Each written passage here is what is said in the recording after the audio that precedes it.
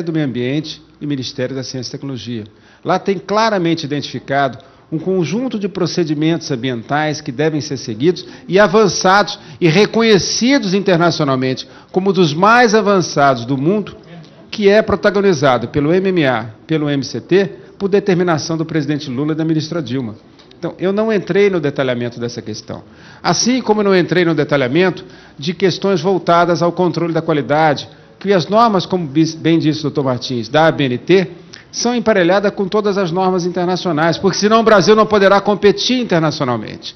A certificação que demonstrei do Cibratec, pela via dos serviços metrológicos, permite ampliar a rede de laboratórios brasileiros num conjunto de cadeias que são desprovidas hoje do processo da certificação e que é importante para complementar a cadeia produtiva brasileira. Então, essa é a primeira questão que eu gostaria de registrar por fim. Por outro lado, a temática da energia. A temática da energia é central para esse Estado, como bem colocou alguns dos participantes aqui o Vicente. Ela é central para esse Estado. Eu recebi alguns projetos voltados para o etanol ou para implementar projetos alternativos de energia. O projeto de Osório, que é da energia eólica, foi patrocinado em parte também com recursos do Ministério. Mas é preciso ter um programa voltado para essa questão a nível do Estado mais amplo e que a gente tenha uma parceria mais estreita, inclusive com a Petrobras, porque em outros estados estamos fazendo isso, no Rio Grande do Norte e em Pernambuco, a discussão que temos estreitas com o SEMPES para elevar a capacidade energética e possíveis políticas alternativas de energia, que não aquelas tradicionais, tem dado resultados bastante positivos. Portanto, acho que isso chama a atenção de um fato extremamente concreto para a realidade do Estado. Sobre a questão do desconhecimento ou da falta de comunicação que foi levantado aqui.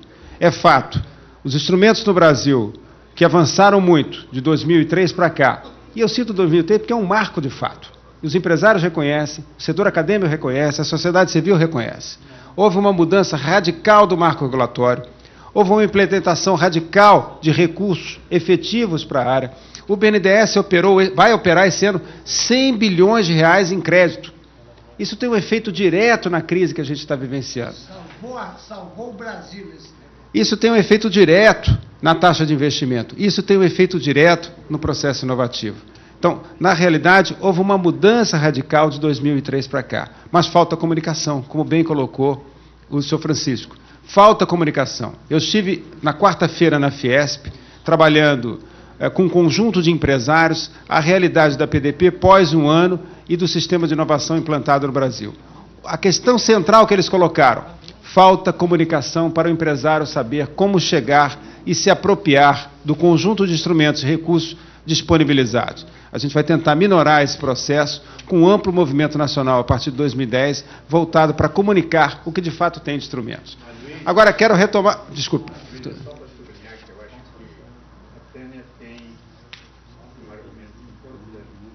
Por favor. A flexibilização do nosso no que diz respeito a itens de segurança, em especial nos carros produzidos no Brasil. A indústria automobilística lá, nas suas matrizes, tem que cumprir. É verdade. Que garantam segurança para o veículo. E aqui nós flexibilizamos. É verdade. Essa é a questão. Morrem 50 mil pessoas nesse acidente de trânsito por ano no Brasil, porque os carros se desmancham. Ninguém se salva de uma capotagem. 30 anos atrás, os carros capotavam. Eu acho que isso podia ser uma discussão importante, mas... Bom, estamos concluindo. Pedir apenas para o tempo para o Elias poder concluir. Todas as sociedades de engenheiros automotivos, os carros brasileiros estão dentro das normas SAE, os ônibus estão dentro das normas SAE. Nós fazemos crash teste de choque e tombamento de ônibus, que só a Alemanha faz, nem os americanos. Sim, mas na vida real o negócio não funciona. Bom, pessoal, esse é um tema que apaixona, né? Todos nós. Mas, brasileiro eu só queria concluir. Ama carros, como tem aquela propaganda. Queria passar para o Elias, né, para ele Só poder pedir a atenção do plenário, para que o Elias possa fazer. Companheiro, governador Olívio Dutra. Eu acho que na questão da segurança temos muito a avançar.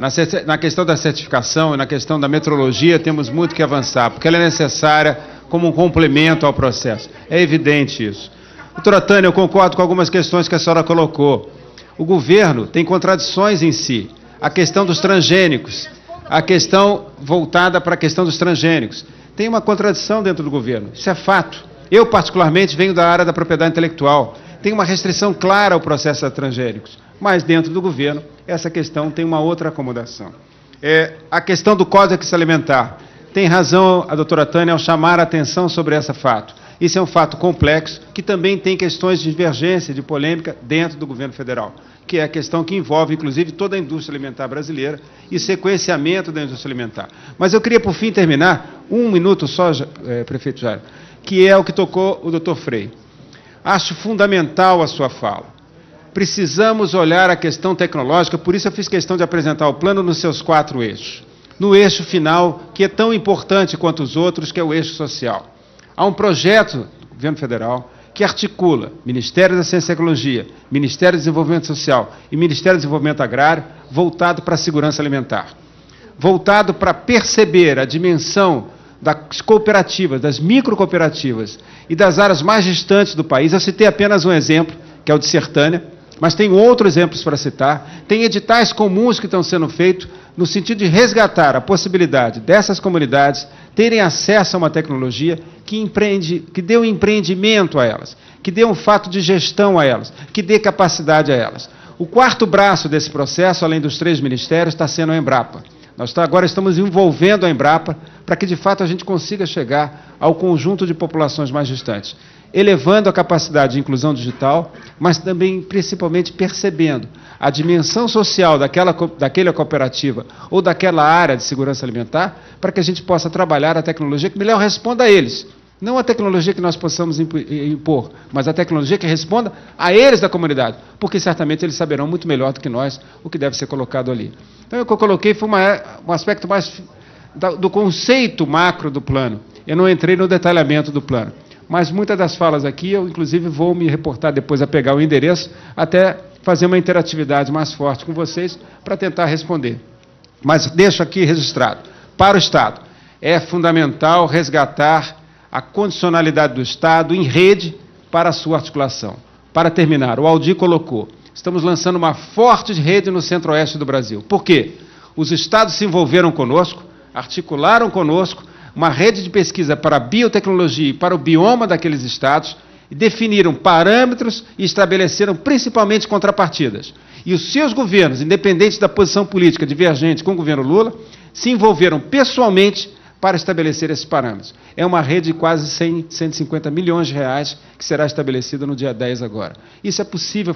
Temos condicionalidade. Não é respondido à altura nesse processo. Obrigado. Obrigado.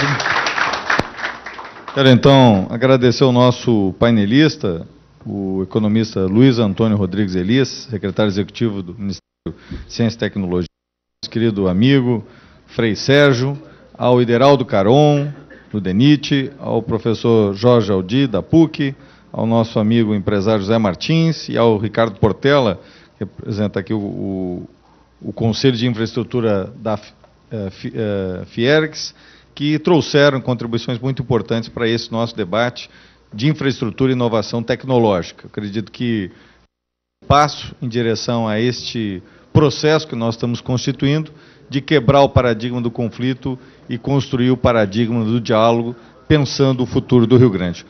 Principalmente agradecer a presença, em nome do companheiro Vila Verde, agradecer a presença de vocês, nossos militantes, amigos que estão aqui, que este é a essência do diálogo que nós queremos propor. Muito obrigado, uma boa tarde a todos.